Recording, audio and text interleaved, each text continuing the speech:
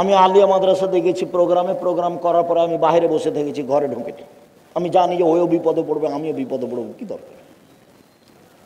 সমস্যা এত তাড়াতাড়ি শেষ হয়ে যাবে তা আমি বুঝতে পারিনি। যখন আমি মূর্তির পাশ দিয়ে হাঁটতাম তখন আমি ভাবতাম এসব মূর্তি কি কেউ ভাঙতে পারবে? সেদিন কি কোনোদিন আসবে যেগুলো মূর্তি ভেঙে দিবে? তখন আবার শেষে সান্ত্বনা দিতাম এই বলে, আচ্ছা ঠিক আছে, কেউ যদি মূর্তি ভাঙতে না পারে, যেদিন ঈসা আলাইহিস সালাম আসবেন সেদিন মূর্তি ভেঙে দিবেন, সেদিন পৃথিবীতে কোনো মূর্তি থাকবে না। ঈসা আলাইহিস সালাম যেদিন আসবেন সেদিন পৃথিবীতে কোনো উঁচু কবর থাকবে না। ঈসা আলাইহিস সালাম যেদিন আসবেন সেদিন কোনোদিন কোনো শুকুর সোর থাকবে না। সব শুকুর সোর মেরে ফেলবেন, সব উঁচু কবর ভেঙে ফেলবেন, সব ছবি মূর্তি ভেঙে দিবেন। সেই দিনের অপেক্ষা করছিলাম, দেখি একদিনে মানুষ কিভাবে ভেঙে ফেলে দিল। আমি অবাক হয়ে গেলাম যে আল্লাহ এইভাবে কাজ করেন, একেবারেই অবাক। আল্লাহু আকবার। সম্মানিত দিনী ভাই বোন, বলছিলাম আয়েশা রাদিয়াল্লাহু তাআলা আনহা বলেন, আমি আল্লাহকে মানে রাসূলকে মানে আপনি দাঁড়ালেন কেন? আয়েশা শোনো, যারা ছবি মূর্তি তৈরি করে তাদের কঠিন শাস্তি হবে। আয়েশা শোনো, যারা ছবি মূর্তি তৈরি করে তাদেরকে পিটিয়ে আত্মা দিতে বাধ্য করা হবে। আয়েশা শোনো, যেই ঘরে ছবি মূর্তি কুকুর থাকে সেই ঘরে ফেরেশতা প্রবেশ করেন না, এই জন্য আমি ঢুকছি না। উম্মু সালমা রাদিয়াল্লাহু তাআলা আনহা বলেন, একদা আমি আল্লাহর নবীকে দেখলাম সকালে মুখখান বিবর্ণ হয়ে আছে। উম্মু সালমা বা মাইমুনা বলছেন, আমি বললাম আল্লাহর নবী, ইস্তানকাত হাইয়াতাকা মুনজুল ইয়াউম, সকাল থেকে আপনার মুখখান কেমন কেমন দেখছি। আল্লাহর নবী, সকাল থেকে আপনার মুখখান বিবর্ণ দেখছি, বলেন তো আপনি চিন্তিত কেন? তখন আল্লাহ রাসূল বলছেন, মাইমুনা শোনো, ওয়াদানি জিবরাইল, জিবরাইল আমার সাথে ওয়াদা করেছিলেন গত রাত্রে সাক্ষাৎ করবেন। মাইমুনা শোনো, জিবরাইল আমার সাথে ওয়াদা করেছিলেন গত রাত্রে সাক্ষাৎ করবেন। ফালাম ইয়ালকানি, তিনি আমার সাথে সাক্ষাৎ করলেন না। আমাওয়াল্লাহি মা আখলাফানি, আল্লাহর কসম মাইমুনা, জিন্দেগিতে জিবরাইল আমার সাথে ওয়াদা করে খেলাপ করেননি। আমি খুব চিন্তিত, কোনোদিন জিবরাইল আমার সাথে ওয়াদা করে খেলাপ করেননি। কেন যে তিনি আসলেন না তাই আমি চিন্তিত। তিনি আসার ওয়াদা করে আসলেন না কেন? চিন্তা করতে করতে দিন পার হয়ে গেল। চট করে মনে পড়লো, হরে বিছের নিচে একটা কুকুরের বাচ্চা ছিল। তিনি কুকুরের বাচ্চাটাকে খাটের নিচ থেকে সরিয়ে দিতে আদেশ করলেন। তারপর পানি নিজে হাতে নিয়ে যেখানে কুকুরের বাচ্চাটা শুয়েছিল সেখানে পানি ছিটিয়ে দিলেন। পানি ছিটিয়ে দিতে না দিতে জিবরাইল চলে এসেছেন। হাদিস বুখারী মুসলিম। জিবরাইল বলছেন, আল্লাহ নবী বলছেন, আনতা ওয়াদানি, আপনি আমার সাথে ওয়াদা করেছিলেন গত রাত্রে আপনি আমার সাথে সাক্ষাৎ করবেন। ফালাম তালকানি, আপনি তো আমার সাথে দেখা করলেন না, ঘটনা কি বুঝলাম না। আল্লাহ রাসূল সব বলে ফেললেন। এখন জিবরাইল বলছেন, আজাল, জি হ্যাঁ, আপনার সাথে সাক্ষাতের আমি ওয়াদা করেছিলাম, কিন্তু আমরা ওই ঘরে প্রবেশ করি না যে ঘরে ছবি মূর্তি কুকুর থাকে। আমি এসেছিলাম ঠিক, ফিরে গেছো ঠিক, আমি এসেছিলাম ঠিক, ফিরে গেছো ঠিক, আমি এসেছিলাম ঠিক, আমি ফিরে গেছি এটাও ঠিক, আমি এসেছিলাম ঢুকতে পারিনি। যেই ঘরে ছবি মূর্তি কুকুর থাকে সেই ঘরে আমি প্রবেশ করি না। একটু আগে আল্লাহর নবী প্রবেশ করলেন না, আর এবার আল্লাহর নবীর ঘরে প্রবেশ করছেন না কে? জিবরাইল আলাইহিস সালাম। এবার একজন সাহাবী আর একজন সাহাবীর ঘরে প্রবেশ করছেন না। এবার কাছাকাছি চলে এসেছি। আপনার ক্লান্ত হওয়ার আগে আমিও ক্লান্ত বোধ মনে করছি। সম্মানিত দিনী ভাই বোন, আব্দুল্লাহ ইবনে সালেম বলছেন, আরাস্তু ফি আহাদে আবি, আমার আব্বার বেঁচে থাকতেই আমি বিবাহ শাদী করলাম, আমার ওয়ালিমার দিন হলো। তো আমার আব্বা জনগণকে দাওয়াত দিলেন, ওলিমার দাওয়াত। ওলিমার দাওয়াত জনগণকে দিতে হয়। আকিকার দাওয়াতের প্রমাণ নেই। আকিকার সাথে কুরবানির পশুর কোনো সম্পর্ক নেই। কুরবানির পশু হবে দাঁত আছে দেখে, শিং আছে দেখে, খুর আছে দেখে, চোখ আছে দেখে, তাজা মোটা একবারে ঝকঝকে। আর আকিকা 7 দিনের দিন বাপকে দিতে হবে, গোস্তের জন্য নয়, ওর বাপকে দিতে হবে। কানা হোক, ল্যাংড়া হোক, টেরা হোক, ভাঙা হোক, 2 মাসের হোক, 1 মাসের হোক, খালি হলেই হলো। ছেলের জন্য 2টা কানা ন্যাংরা যা হয়, মেয়ের জন্য একটা কানা ন্যাংরা যা হয়, 2 মাস 4 মাস সময় যা পাওয়া যায়, ছাগল ছাগি ভেড়া ভেড়ে দুম্বা দুমি যেটা হোক না কেন, কুরবানির সাথে আকিকার কোনো সম্পর্ক নেই। কুরবানি নেকির কাজ, আকিকা বাপের জিম্মেদারি। কুরবানি নেকির কাজ, আকিকা বাপের জিম্মেদারি। 7 দিনের দিন বাপকে আকিকা দিতে হবে, ছাগল জবে করতে হবে, বাচ্চার মাথা নেড়ে করতে হবে, চুল সম পরিমাণ রূপা দান করতে হবে। 7ম দিনে কুরবানি ছাগল জবে করতে হবে, বাচ্চার নাম রাখতে হবে, মাথা নেড়ে করতে হবে, চুল সম পরিমাণ রূপা দান করতে হবে ফকির মিসকিনকে। এটা বাপের জিম্মেদারি, ভিক্ষা করে করবে, করতেই হবে। জমিদারি দিয়ে করবে বলে নাই, চাকরি দিয়ে করবে বলে নাই, কর্জ দিয়ে করবে বলে নেই, তো 7 দিন ভিক্ষা করুক, করতেই হবে, ওটা বাপের জিম্মেদারি। 7 দিনের দিন ন্যাংরা খোড়া যাই হোক, কথা বোঝা যায় না? এই যে বলে যাচ্ছি, কোনোদিন এইভাবে উল্টে ধরার কোনো সুযোগ নেই, যা বলছি সেটাই। তবে আমি মানুষ বলছিলাম, সম্মানিত দিনী ভাই বোন, অলিমা আসলেন আবু আইয়ুব আনসারী, আমাদের বাড়িতে ঢুকলেন। বাড়িতে ঢুকে তিনি ঘরের দিকে তাকিয়ে দেখলেন, তখন আমি দাঁড়িয়েছিলাম। অসতেরা বাইতি বিন্নেজাদে আখজারা, আমাদের ঘর বাড়ি সবুজ চাদর দিয়ে ঢাকা হয়েছিল, আমাদের ঘর বাড়ি সবুজ চাদর দিয়ে ঢাকা হয়েছিল। আবু আইয়ুব আনসারী ঢুকে বললেন, কি ব্যাপার? আনতুম তাস্তরুনাল জদরা বিন্নেজাদিন আখজারা, আপনারা সবুজ চাদর দিয়ে বাড়িঘর ঢেকে রেখেছেন? তখন আমার আব্বা বলছেন, লজ্জায় আমার আব্বা লজ্জা করে বলছেন, আবু আইয়ুব আনসারী কি করি, ইয়াগলাবনান নিসা আলাইনা, মহিলারা আমাদের উপরে জয়ী হয়েছে, টিকতে পারিনি মহিলাদের কাছে। তখন আবু আইয়ুব আনসারী বলছেন, শুনুন, যারা মহিলাদের কাছে পরাজয় হবে আপনাকে আমি তাদের মধ্যে গণ্য করিনি। আমি আবু আইয়ুব আনসারী বলছি, যারা মহিলাদের কাছে পরাজয় হবে আমি আপনাকে তাদের মতো মনে করিনি। শুনেন, লা আতআমু লাকুম তুআমান, আমি আপনাদের খাদ্য খাবো না। ওয়ালা আদখুলু লাকুম বায়তান, আমি আপনাদের বাড়িতে ঢুকবো না। ফাখারাজা, তারপর বের হয়ে গেলেন। আমাকে আপনি আমার মেয়ের বিবাহতে দিয়ে দেন দেখি, আমি বিবাহ পড়াতে নিয়ে আসেন দেখি কেমনে ছবি উঠে। আমি তো বিবাহ পড়ানোর জন্য গেছি মালয়েশিয়া, আমি বিবাহ পড়ানোর গেছি চট্টগ্রাম, বিমানে মালয়েশিয়া গেছে একটা বিবাহ পড়ানোর জন্য। আমি বিমানে চট্টগ্রাম গেছি বিবাহ পড়ানোর জন্য। আমি যেটা বলবো সেটাই হতে হবে। বৈঠক যতদিন পর্যন্ত এরকম না হবে ততদিন পর্যন্ত তাতে আমি রাজি নই। আমি একটা কথা নকল করি,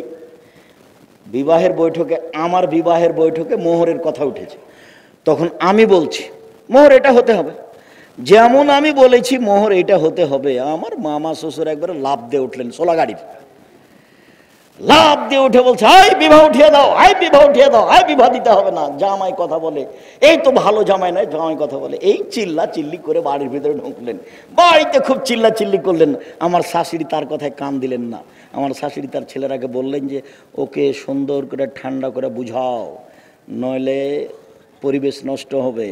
তো কি বুঝাবে, একবারে রাগ করে বাড়ি থেকে বের হয়ে চলে গেল, সোলা গাড়ি চলে গেল, বিবাহ বৈঠকেই থাকলেন না।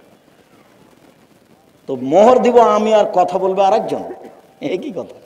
আবার বলছে যে বরকে এভাবে বসে থাকতে হবে। কেমন করে বলো তো, মুখের মুখ এটা কেবলামুখী হয়ে ধর্ম পাগল হয়ে গেছে। রংপুর, দিনাজপুর, লালমনিরহাট, নীলফামারী, কুড়িগ্রাম, পঞ্চগড়, ঠাকুরগাঁও, গাইবান্ধা, এইসব জেলাতে উকিল বাপ লাগে। জ্যাঠো হয় উকিল বাপ, তবে সে বাপ হয়ে যায় না। চট্টগ্রামে উকিল বাপ সেদিন থেকে বাপ হয়ে যায়, সেদিন থেকে মেয়ে ওই বাপের বাড়ি বেড়াতে যায়, ওই বাপ এর বাড়ি বেড়াতে আসে। কেন? এটা বাপ। তো যে জন্ম দিল সে কোথায় গেল? ও নাকি বিবাহের দিন থেকে বাদ পড়ে গেছে। কেমন ধর্ম! এই বোনারপাড়ার ওই দিকের এক লোক একদিন খুব আমার উপরে খেপেছিল। সেটা কি, এইভাবে আপনি আমাদেরকে অপমান করে কথা বলেন কেন? আপনি কিভাবে বলতে পারেন যে বিবাহ পড়ায় যিনি কাজী সাহেবের ওই খাতাকে টয়লেট পেপার হিসেবে ব্যবহার করতে হবে? আমি বলেছি যে ব্যবহার করতে হবে, করেননি, এটা অন্যায় হয়েছে। আপনি কেন এভাবে কথা বলবেন? আল্লাহর নবী বলেছেন সাক্ষী 2 জন লাগবে। খাতাতে কয়জন দেওয়া আছে? 4 জন দেওয়া আছে। তো যেই খাতাতে নবীকে মানা হয় না, সেই খাতাকে আমি আব্দুর রাজ্জাক বিন ইউসুফ সম্মান করব, এটা এখনো আমি এত বড় অজ্ঞান হইনি। এটা প্রশ্নই আসে না, এটা অসম্ভব। আমি বিবাহ পড়ার 2 জন সাক্ষী দিয়ে পড়াবো। পক্ষের মূর্তি থাকার কারণে 1, 2 আল্লাহর নবীর ঘরে কুকুর থাকার কারণে জিবরাইল প্রবেশ করলেন না। 3 ছবি মূর্তির কারণে আবু আইয়ুব আনসারী এক সাহাবীর বাড়িতে প্রবেশ করলেন না। ছবি মূর্তি থাকার কারণে ওমর রাদিয়াল্লাহু তাআলা আনহু সিরিয়ার সরকারি খ্রিস্টান নেতার দাওয়াত কবুল করলেন না। অল্প সময়ের মধ্যে আপনাকে আমি সব দেখাবো, এতে আপনার সাথে আমার অনেক মাঝে মধ্যে জরুরি কথা থাকবে। সম্মানিত দিনী ভাই বোন, ইনশাল্লাহ আপনি এক খেলে চেয়ে থাকবেন, যারা মহিলা আছেন তারা গল্প করবেন না, নইলে আপনি কথা বুঝতে পারবেন না। আর একটু কষ্ট করে ধৈর্যের পরিচয় দিয়ে বসে থাকবেন, কোনো প্রয়োজন দেখাবেন না দয়া করে। সম্মানিত দিনী ভাই বোন, আব্দুল্লাহ ইবনে মাসউদ রাদিয়াল্লাহু তাআলা আনহু বলেন, আল্লাহর নবী বলেছেন, আসাদ্দু আযাবিন ইয়াউমাল কিয়ামাল মুসাব্বিরুন, যারা ছবি মূর্তি তৈরি করে বিচারের মাঠে তাদের সবচেয়ে বড় কঠিন কঠোর শাস্তি হবে। জেনারও শাস্তি আছে, চুরিরও শাস্তি আছে, সুদেরও শাস্তি আছে, তবে ওই শাস্তি বলার সময় সবচেয়ে কঠিন বলা হয়নি। যখন ছবি মূর্তির শাস্তির কথা বলা হয়েছে তখন সবচেয়ে কঠিন বলা হয়েছে।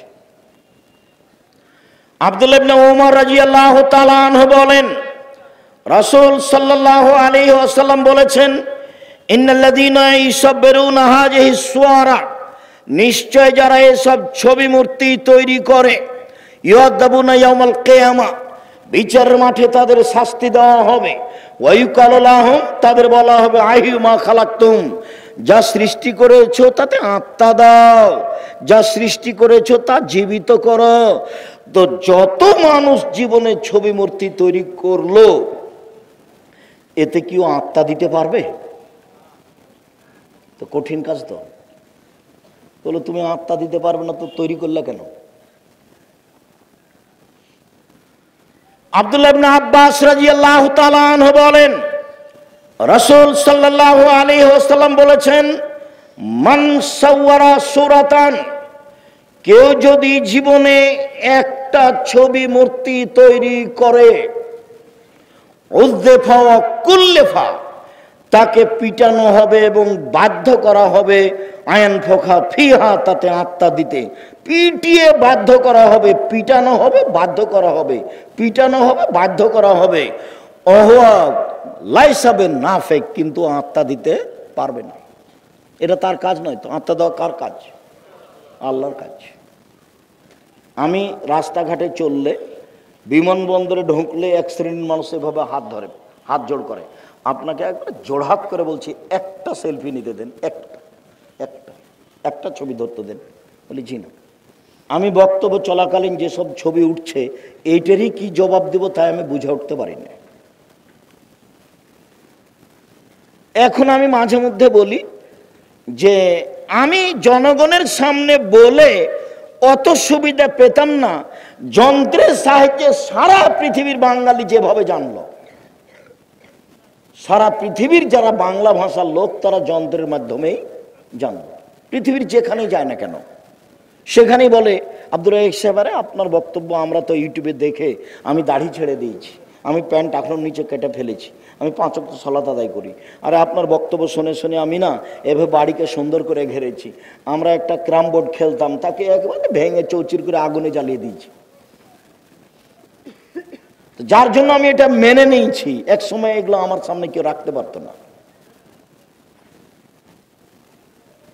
তাকে পিটিয়ে বাধ্য করা হবে, সেটা কি সহজ কথা হলো? কিন্তু সেটা করতে পারবে না।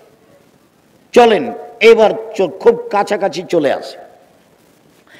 আয়েশা রাদিয়াল্লাহু তাআলা আনহা বলেন, লাম ইয়াকুন ফিল বাইতে শাইআন ফিহা সূরা আও তাসালিব ফানাকাজাহু।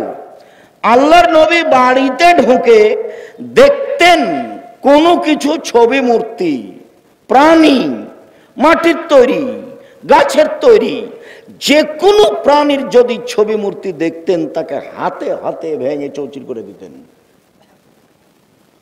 আজ বাড়িতে ঢুকে দেখবেন আপনার স্ত্রীর জন্য, আপনি যে আপনার বাচ্চার জন্য পায়খানার জন্য আপনি পটটা কিনে নিয়ে গেছেন, সে পটটা ঘোড়া, সেটা তো আমরা কিনতাম না। আর আমাদের বাড়িতে যদি কিনেও ফেলি তাহলে ওটা মাথাটা কেটে দেওয়া হবে, যদি না কেটে দেওয়া হয় তাহলে হাতে হাতে বাইরে ফেলা হবে বা মাটিতে পুঁতে দেওয়া হবে। পটটা আমাদের বাড়িতে এইভাবে 1 ঘন্টা থাকতে পারে না, অসম্ভব। আমি আপনার বাড়িরই একজন, আমার বাড়ি আপনার বাড়ি থেকে ভিন্ন এ কথা আমি বলছি না। কেন? আমার পরিবার গোবিন্দগঞ্জের মানুষ, অতএব আমি আপনার বাড়িরই একজন মানুষ। আমাদের বাড়িতে ভুলেও কার্টন আছে এমন গেঞ্জি, ছবি আছে এমন গেঞ্জি ঘন্টা থাকতে পারে না। হয় ফেরত দেওয়া হবে, না হয় জ্বালিয়ে দেওয়া হবে, না হয় মাটিতে পুঁতে দেওয়া হবে। আয়েশা রাদিয়াল্লাহু তাআলা আনহা বলেন, ঢোকার সাথে সাথে এরকম কিছু দেখলে তিনি ভেঙে ফেলতেন। আপনার স্ত্রী প্লেট কিনেছে গোবিন্দগঞ্জ বাজারে, সেই প্লেটে আছে চিংড়ি মাছ। আপনার স্ত্রী একটা তরকারির বাটি কিনেছে, সেটা হলো কাতল মাছ। আপনার স্ত্রী একটা মুখ দেখা আয়না কিনেছে, সেটা হলো রুই মাছ। আপনার স্ত্রী শোকেজে কাঁকড়া সাজিয়ে রেখেছে। আপনার স্ত্রী কি শিক্ষিতা মহিলা? যিনি হলো হস্তিনী মহিলা, এ শিক্ষিতা নয়। এই মহিলাকে শিক্ষিতা প্রমাণ করতে পারবে না তার বাপ, পারবে না তার মা, তার পারবে না তার ছেলে মেয়ে, পারবে না তার বংশ, তার 14 গোষ্ঠীকে চ্যালেঞ্জ করলাম আমি আব্দুর রাজ্জাক বিন ইউসুফ। কে প্রমাণ করে দিতে পারে যে আমার মেয়ে শিক্ষিতা, আমার বউ শিক্ষিতা? অসম্ভব। ওই পাতা আমি ছিঁড়ে দিয়েছি 30 বছর আগে। এমন কোন মায়ের বেটা গাইবান্ধা গোবিন্দগঞ্জে জন্ম নেয়নি যে আমার মুখের উপরে বলতে পারে গোবিন্দগঞ্জ গাইবান্ধা কেন। সারা পৃথিবী চ্যালেঞ্জ করলাম, বাংলাদেশ চ্যালেঞ্জ করলাম, 30 বছর থেকে বলে আসছি, 30 বছর থেকে। তার স্ত্রী বাড়িতে শোকে যে কাঁকড়া রেখেছে, তার স্ত্রী শিক্ষিতা, এটা প্রমাণ করতে হবে আমার সামনে। আমি ওকে একটা মাঠের রাখাল মহিলা প্রমাণ করতে না পারলে জাতির সামনে বক্তব্য দেব না। তোমার মাকে যদি আমি অশিক্ষিতা প্রমাণ করতে না পারি, আমি আজকের পরে জিন্দেগি তার কোনোদিন বক্তব্য দেব না। তোমার সাথে আমি চ্যালেঞ্জ করলাম, তুমি চিনতে পারোনি মা কাকে বলে? তোমার মা এটা নয়, এটা তোমার খালা। তোমার মা নয় এটা, এটা তোমার চাচি, এটা তোমার সৎ মা। মা কাকে বলে একাধিক দিন বলেছি, বক্তব্য দিলেই একটা পর্যায়ে এই কথা ফিরে আসে। কেন? এ দিয়ে জাতির কল্যাণ চেয়েছি, সেই জন্যই ফিরে আসে। মা কাকে বলে? জাবের রাদিয়াল্লাহু তাআলা আনহু বলেন, আমি রাসূলের সাথে যুদ্ধ করে আসছিলাম, মদিনায় ঢুকবো। আল্লাহর নবী বললেন, জাবের থামো, এখানে রাতে থাকো, সকালে বাড়িতে প্রবেশ করব। আমি জাবের বললাম, আমি নতুন বিবাহ করেছি, বাড়িতে যেতে অনুমতি দেন।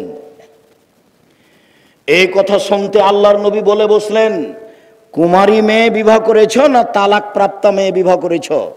আমি বললাম, আল্লাহর নবী, আমি তালাক প্রাপ্তা মেয়ে বিবাহ করেছি। আল্লাহর নবী বললেন, কুমারী মেয়ে কেন বিবাহ করনি? তুমি তার সাথে খেলতেও তোমার সাথে খেলতো, তুমি তার সাথে খেলতেও তোমার সাথে খেলতো, তুমি কুমারী মেয়ে কেন বিবাহ করনি? তখন জাবের বলছেন, আল্লাহর নবী, আমার বাপ উহুদের যুদ্ধে শহীদ হয়েছেন 9 জন মেয়ে রেখে, আমার 9 জন বোন আছে। আল্লাহর নবী, আমার পিতা উহুদের যুদ্ধে শহীদ হয়েছেন 9 জন মেয়ে রেখে, আমার 9 জন বোন আছে। আকরাহুয়ান উযাব্বিজা মিসলাহুন না, আমি তাদের সমবয়সের মেয়ে বিবাহ করতে অপছন্দ করেছি চারটা কারণে। চারটা কারণে আমি তাদের বয়সের মেয়ে বিবাহ করিনি। চারটা কারণে আমি তাদের বয়সের মেয়ে বিবাহ করিনি। এক, তুয়াল্লেমাহুন্না, আমার স্ত্রী যেন আমার বোনদেরকে বিদ্যা শিখাতে পারে, এই জন্য আমি বড় বয়স্কা তালাক প্রাপ্তা মেয়ে বিবাহ করেছি। দুই, বলে তুয়াদ্দেবাহুন্না, আমার স্ত্রী যেন আমার বোনদেরকে শিষ্টাচার শিখাতে পারে, শিষ্টাচার, এই জন্য আমি বয়সের মেয়ে বিবাহ করেছি। তিন, বলে তুরাজ্জালাহুন্না, আমার স্ত্রী যেন আমার বোনদের মাথার চুলকে সাজগোজ করে চিরুনি করে পরিপাটি করে রাখতে পারে, এই জন্য বয়সপ্রাপ্তা মেয়ে বিবাহ করেছি। চার, অত্যাকুম আলাইহিন্না, আমার স্ত্রী যেন আমার বোনদেরকে পাহারা দিতে পারে, পাহারা, সেই জন্য আমি বয়সের মেয়ে বিবাহ করেছি।